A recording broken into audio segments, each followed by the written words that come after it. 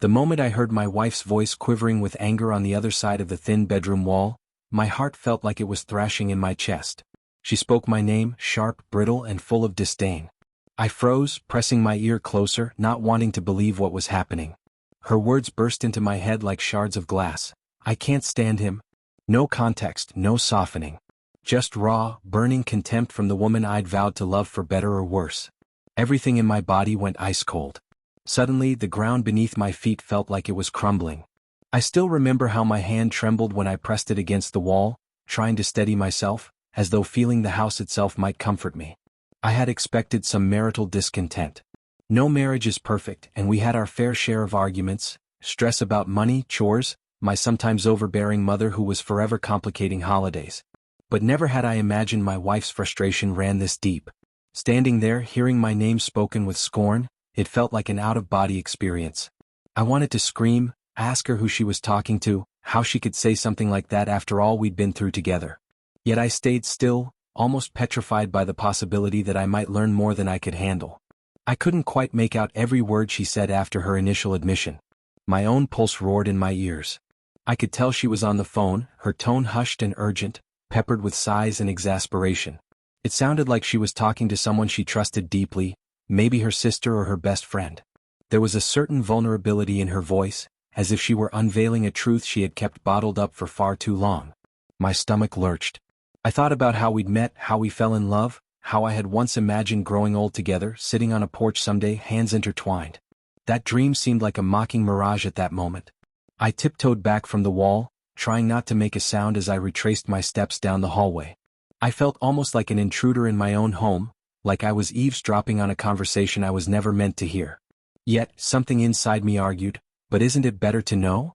My heart sank further when I realized I was relieved I'd heard her. Had I not, maybe I would have continued blindly, never knowing the depth of her resentment. Despite the heartbreak, my mind kept coming back to the question. Why couldn't she stand me anymore? Was it something I did or something I failed to do? Memories flooded my mind as I paced the living room. There was the night we slow danced under fairy lights after our wedding reception, tipsy on champagne and the promise of a radiant future. There was our honeymoon in a dusty little beach town, where we'd spent hours laughing over a game of cards after the power went out. There were all the times we stayed up late to watch horror movies, me predictably hiding behind my hands while she teased me for being so squeamish. We used to be so close, so in sync. Now I felt as though she was an entire galaxy away and I was alone in the dark. The phone conversation ended abruptly, but I couldn't shake the chill in my veins. I sat on the couch and stared into nothingness for what felt like hours. Logically, I should have confronted her right away, walked into that room, asked her point-blank what she meant, demanded some sort of explanation. But I was too afraid. Confrontation would make it real. So I slumped in our silent living room, battling a wave of disbelief, wanting to wake up from this twisted dream. My mind kept replaying her words in a continuous loop, each time drilling deeper into my heart. I can't stand him. Eventually, I heard footsteps approaching and I forced myself to stand. She passed through the living room without noticing me in the corner. Perhaps the room was dim or maybe she was too lost in thought to see me. Her eyes were red, and there was a tightness in her expression that suggested tears or maybe anger. I couldn't figure out if she'd been crying or if that was just a reflection of my own torment. For a moment, I wanted to call out to her, say something that would break the tension, but the weight of uncertainty pressed me down. I let her walk away. That night we barely spoke. She made an excuse about feeling tired and decided to sleep in the guest room. A part of me wanted to plead with her not to go, to grab her hand and lead her back to our bed, to hold her until whatever storm raged between us passed. But how could I? My pride, my fear, and the sting of her confession clamped my mouth shut. The morning came too soon, bringing a cold, tasteless reality with it. Neither of us mentioned the sleeping arrangement. We just went about our routine as if everything was normal. A part of me wondered if she suspected I had overheard her. But if she did, she gave no sign. Each day after that felt surreal. The walls seemed to be closing in on me. I wanted to confront her, but the anguish of hearing her say she couldn't stand me kept rearing its head like a vengeful serpent. My eyes, searching for any sign of affection or remorse, found only distance and polite indifference. We talked about bills, groceries, minor updates, but there was no warmth. When I tried to muster up the courage to bring up my feelings, I would look at her face and recall the bitterness in her voice from that day. And each time my throat clenched shut. Everything felt like it was building to an inevitable breaking point. Finally, one afternoon, a gnawing sense of panic overtook me. I couldn't keep living in a house where I felt so unwanted. It was as though the very air was stale. I decided to take the most drastic step I could think of. I would vanish. I had no plan, just a feverish impulse born of hurt and desperation. With trembling hands, I stuffed clothes into a small duffel bag. I wrote a note, though it was short and somewhat ambiguous. I need space. I'm sorry. Don't worry, I'm safe. My aim was to leave her wondering, but also not to make her panic enough to call the police or do something extreme. In truth, I was terrified I would see relief instead of concern. When I drove away from our home that evening, the sun was setting, painting the sky with a color somewhere between orange and crimson. I looked in the rearview mirror at the house that had once felt like a haven but was now a source of oppressive heartache. It almost felt symbolic.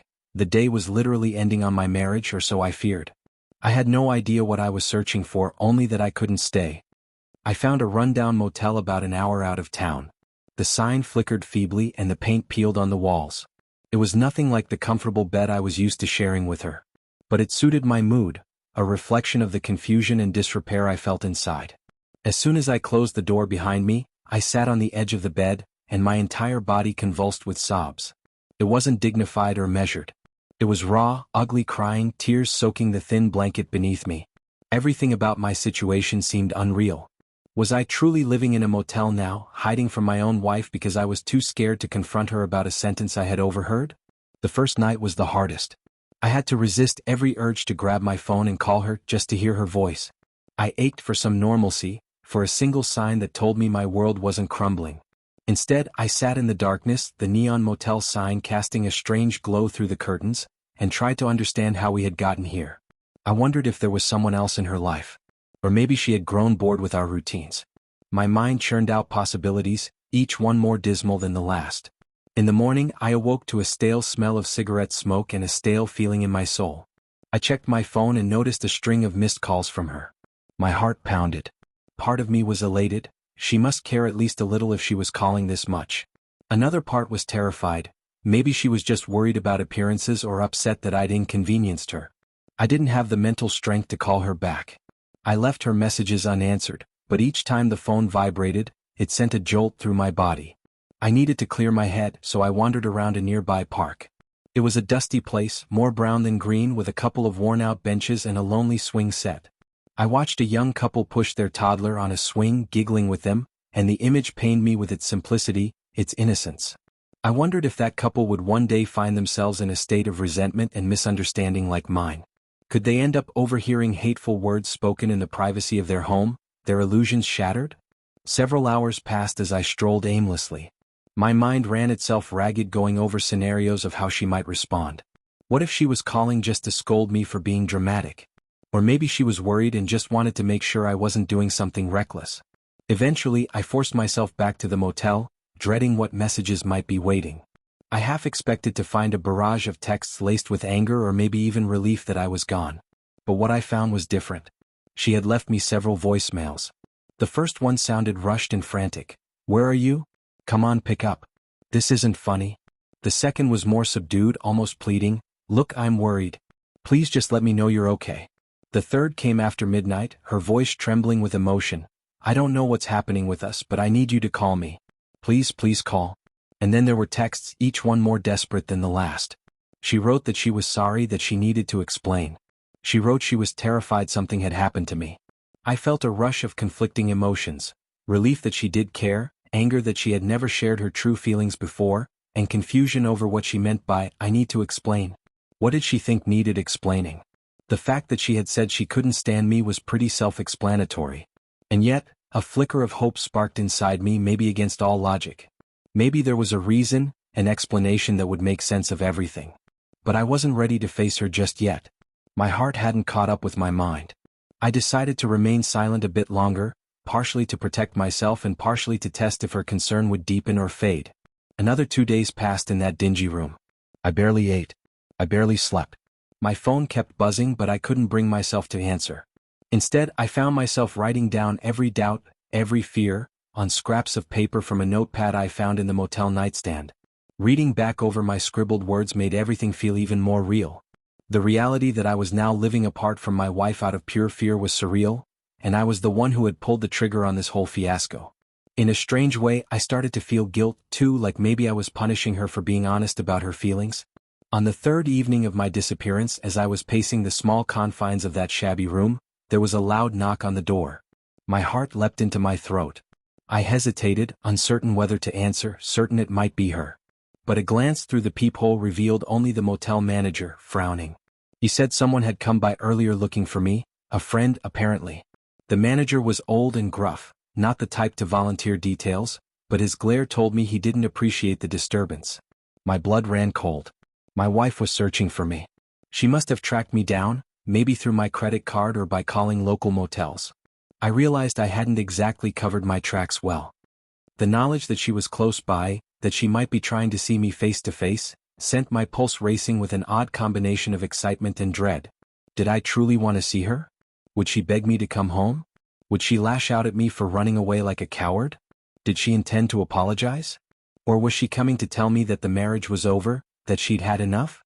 My mind spiraled in a dozen directions, each thought colliding with the next like a never-ending chain reaction. I tried to ignore the persistent pounding in my chest, but it refused to quiet.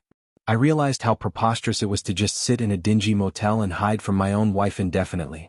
At some point we'd have to talk. Maybe this was it, maybe this was the sign that I needed to face reality. That evening I took a long hot shower, letting the steam envelop me until my fingers wrinkled.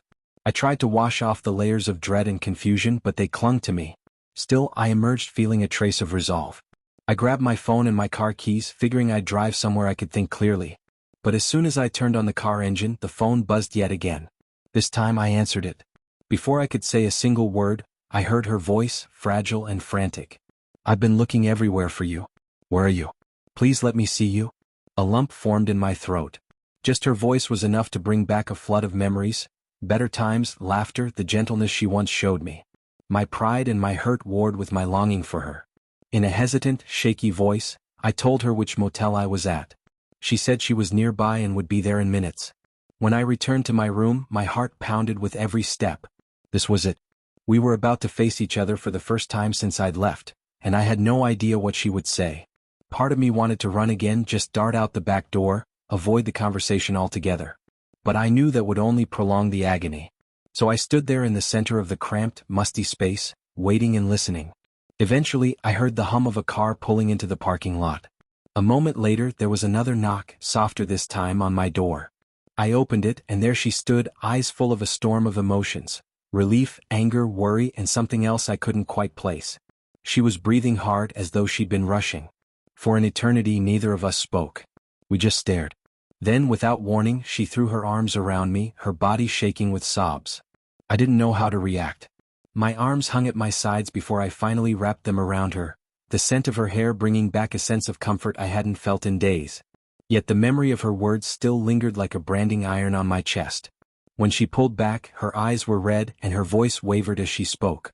"I never meant for you to hear that. I don't even know how to begin explaining." She looked at me as though searching for some sign of forgiveness in my face. I could only stare back, silent, uncertain, thousands of questions trapped in my mind. She fumbled for my hand, but I drew it away, my pride and hurt still raw. Her lip trembled, and she looked as though she might collapse under the weight of her own remorse. Finally, I managed to speak, my voice hoarse. "Then explain," I said. My words came out harsher than I intended, but I couldn't soften them. I deserved some truth. She nodded, tears brimming in her eyes again, and exhaled shakily. Can we talk inside?" she asked, motioning to the dismal room behind me. I hesitated, then stepped aside and allowed her to enter. She stood there, glancing at the unmade bed, the dingy curtains, the scuffed floor, and then turned her gaze to me. There was an anxious intensity in her eyes. She opened her mouth to speak, but the words lodged somewhere, and she let out a frustrated sigh. I could see she was grappling with whatever explanation she had. And in that moment, a swirl of possibilities flooded my mind again. Had she been covering up some secret? Had her words been taken out of context? Did she regret our marriage? All I knew was she looked scared to lose me, scared to tell the truth, maybe even scared of me. My heart was pounding so fiercely I was sure she could hear it. She took a shaky breath, bracing herself. "You weren't supposed to hear that," she repeated, voice trembling. I was just so angry. I said something, I said I couldn't stand you. But that wasn't what I really meant. Another tear slid down her cheek. I felt an overwhelming urge to wipe it away to hold her, but my anger held me back. Instead, I whispered, "Then what did you mean?" Her eyes flickered with desperation. "Let me explain everything," she pleaded, her voice cracking. I nodded slowly, swallowing the lump in my throat. I gestured for her to sit on the edge of the bed, and she lowered herself down, looking small, almost childlike in that drab setting. I stayed standing for a moment, trying to gather my composure, trying to rein in my emotions that threatened to spill over. My legs felt unsteady, so I eventually joined her on the bed, but left a deliberate gap between us. She reached out slightly as if wanting to close that gap, but stopped herself, instead folding her hands in her lap. Then with a deep breath she began to speak.